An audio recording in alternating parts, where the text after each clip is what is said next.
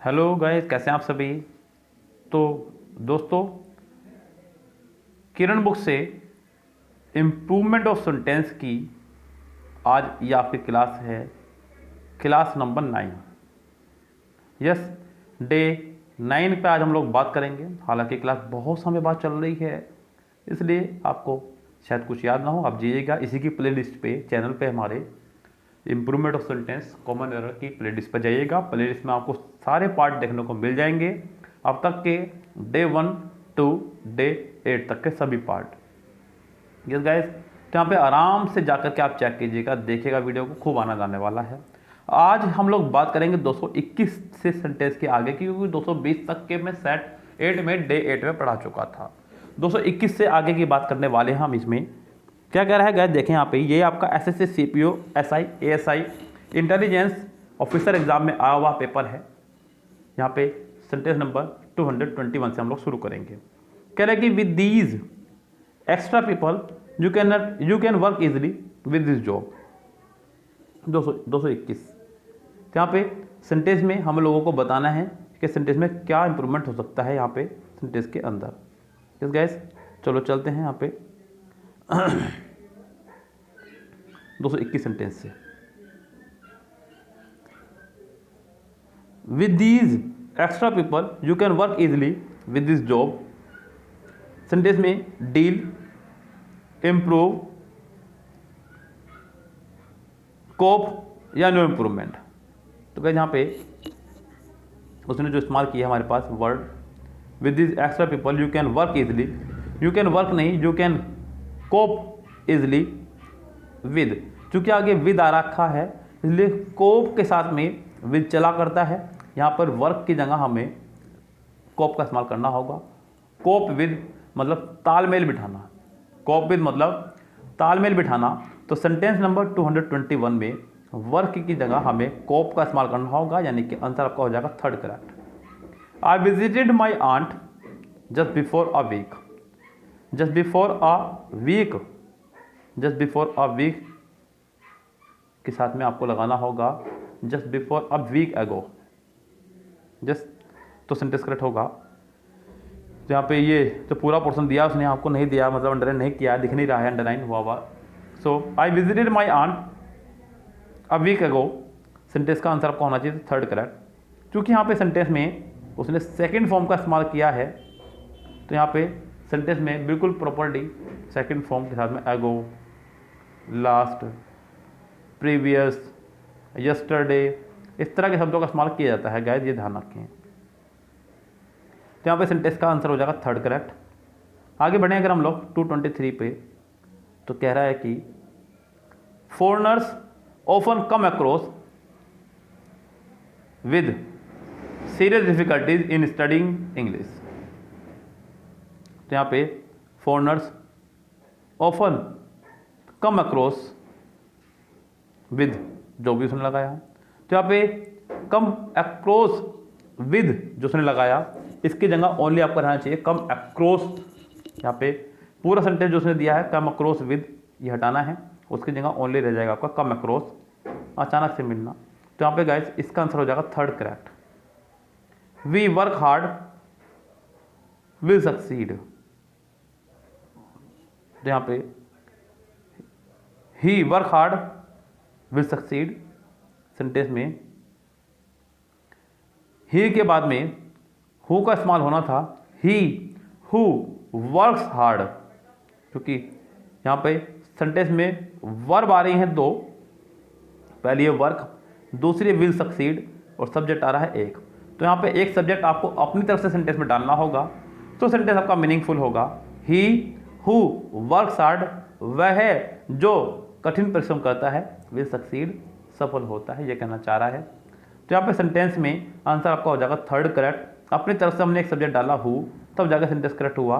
He who, आप who के साथ जो वर्ब आ रही है वो ही के हिसाब से होनी चाहिए थी, इसलिए ऐसे ES लगा, ही हु वर्क्स हार्ड, यानी कि सेंटेंस का आंसर आपका हो गया थर्ड। चलिए चलते हैं 225 पर।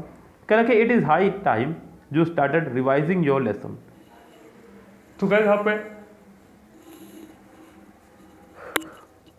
सेंटेंस जो शुरू हुआ है वो है इट इज़ टाइम से, ये मैं आपको पहले ही बता चुका हूँ। जब भी सेंटेंस शुरू हो हमारा इट इज़ टाइम से या फिर इट इज़ हाई टाइम से, इट इज़ हाई टाइम से, तो सेंटेंस का जो सेकंड पार्ट है वो आपका subject plus second form plus object में बना करता है। यहाँ पर it is high time you started, बिल्कुल ठीक है। अब यहाँ पे रिवाइजिंग ठीक है नहीं है ये देखना है। तो मैं आपको बता दूँ गैस, हमारे पास ऐसे बहुत सारे वर्ड हैं जैसे कि start, stop, begin, and, love, like, hate, dislike. तो ये ऐसे बहुत सारे वर्ड हैं जिनके बाद हमेशा आने वाला वर्ड जीरंड ही होगा, ये ध्यान रखें। तो यहाँ पे स्टार्टेड उनमें से एक था, इसलिए रिवाइजिंग किया। तो सेंटेंस ये आपका है नो एरर। इस सेंटेंस में कोई भी एरर नहीं है, नो इम्प्रूवमेंट इसको कहेंगे। 226 से देखिएगा, कह रहा है कि ऑफिशियल्स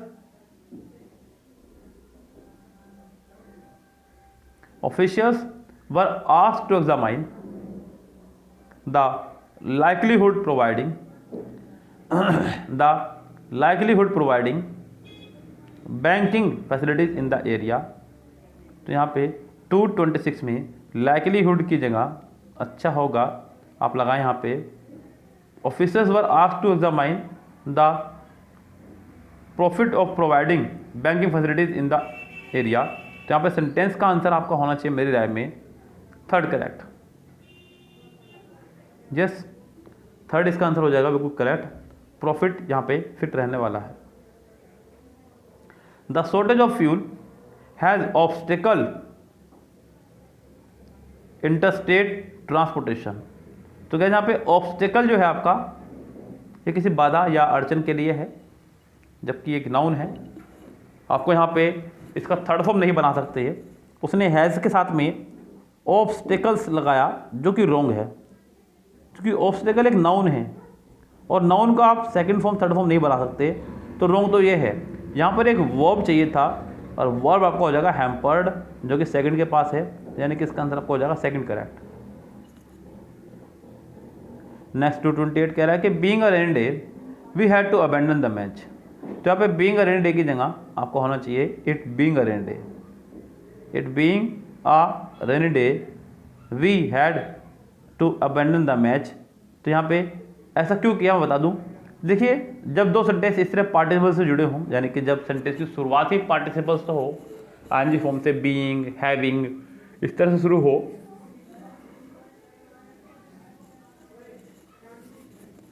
और दोनों सेंटेंसेस को काम करने वाला अलग अलग व्यक्ति हो, जैसे कि रेनी आप नहीं कर रहे हैं, ये कहीं और से हो रही है, आप इस काम को कर रहे हैं, आपने दूसरा काम डिसाइड किया, we had to abandon the match, हमने मैच को अबैंडन रोकने यानी कि रोकने का काम किया।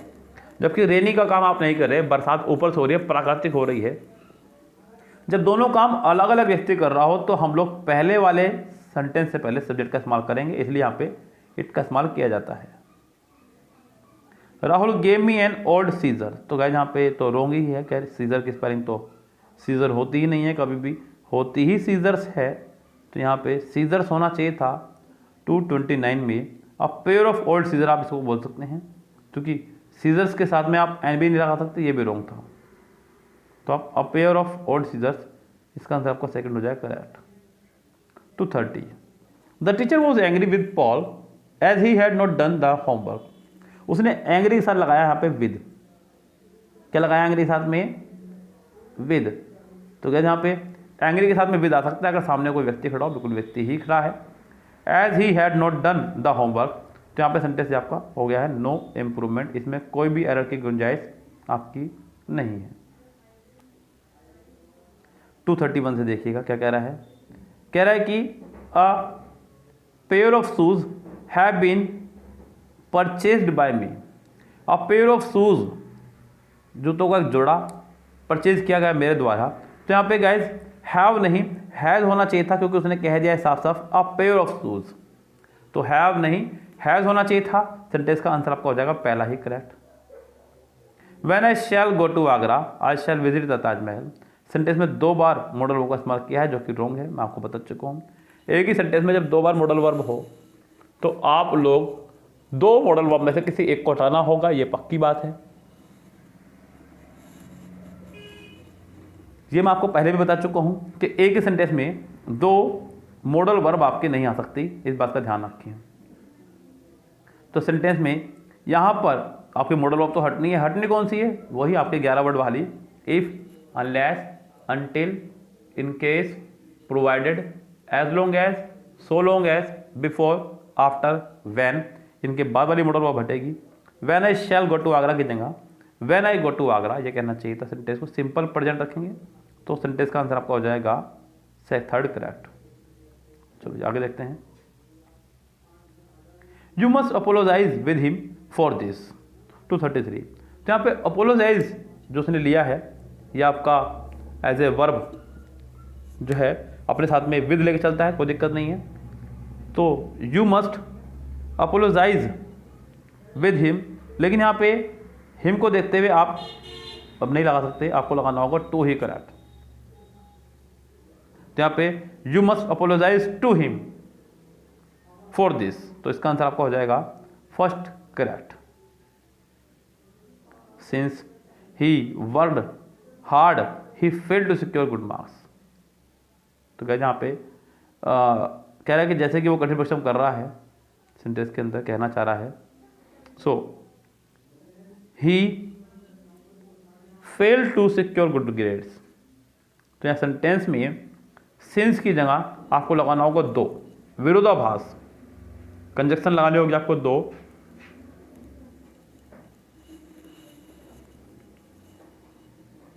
हालांकि सिंस भी एक कंजक्शन ही है, लेकिन ये आपका टाइम के रिप्रेजेंट करने के लिए लगती है। Though he worked hard he failed to secure good grade, यानी कि कठिन परिश्रम करने के बावजूद भी वो अच्छे ग्रेड लाने में सक्षम नहीं हो पाया है। इसका आंसर आपका हो जाएगा थर्ड करेक्ट।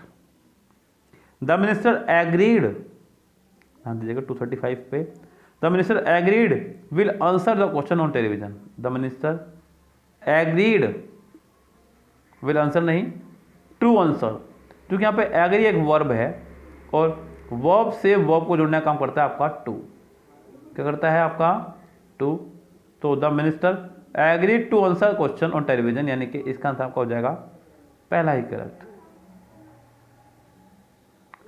236 देखिएगा, कह रहा है कि your answer book will be answered with the help of computer. तो your answer book will be answered, यानी कि तुम्हारी आंसर बुक को जो है विल बी आंसर्ड, आंसर नहीं चेक किया जाएगा उसको, तो इवेल्युएटेड, यानी कि यहाँ पे आंसर्ड की जगह आपका होना चाहिए था इवेल्युएटेड, यानी कि उसका निरीक्षण किया जाएगा। थर्ड पार्ट में है इसके फिलहाल मिस्टेक।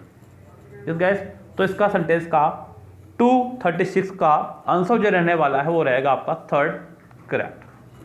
237 पे चलते हैं, कह रहा है कि in the hot afternoon after a long walk I rested under the shadow of a tree.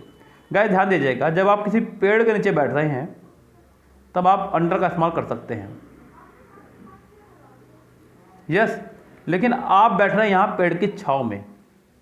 ध्यान दीजिएगा, आप कहाँ बैठ रहे हैं, पेड़ की छांव के अंदर बैठ रहे हैं जाकर के। ये पेड़ है, उसकी छांव पड़ रही है यहाँ पे, आप यहाँ बैठे हुए हैं, तो आप यहाँ पे अंडर का इस्तेमाल नहीं करेंगे क्योंकि पेड़ की छांव में आप हैं।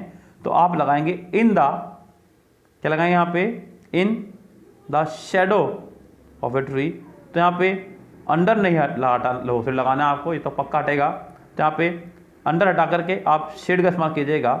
आई rested under the shade of a tree, हाँ ये भी ठीक है, under the shade of a tree, under रहने दीजिए, फिर यहाँ पे शेड लगा दीजिए शेडो की जगह, तब भी ठीक हो सकता है। तो यहाँ पे सेंटेंस का आंसर आपका हो जाएगा कुल मिलाकर के सेकंड करेक्ट। 238 देखिएगा, कह रहा है कि ही थ्रोड, अरे नहीं भाई ये रोंग हो चुका है आपका, ही थ्रोड इट आउट द विंडो। तो क्या यहाँ पे थ्रो जो है आपका एक वर्ब है और इसकी जो सेकंड फॉर्म होगी वो थ्री होगी, नॉट थ्रोड। तो ये आपका पूरी तरह से रॉन्ग है, ये कंफर्म है। यहाँ पे सेकंड फॉर्म आपकी हो जाएगी फर्स्ट करेक्ट।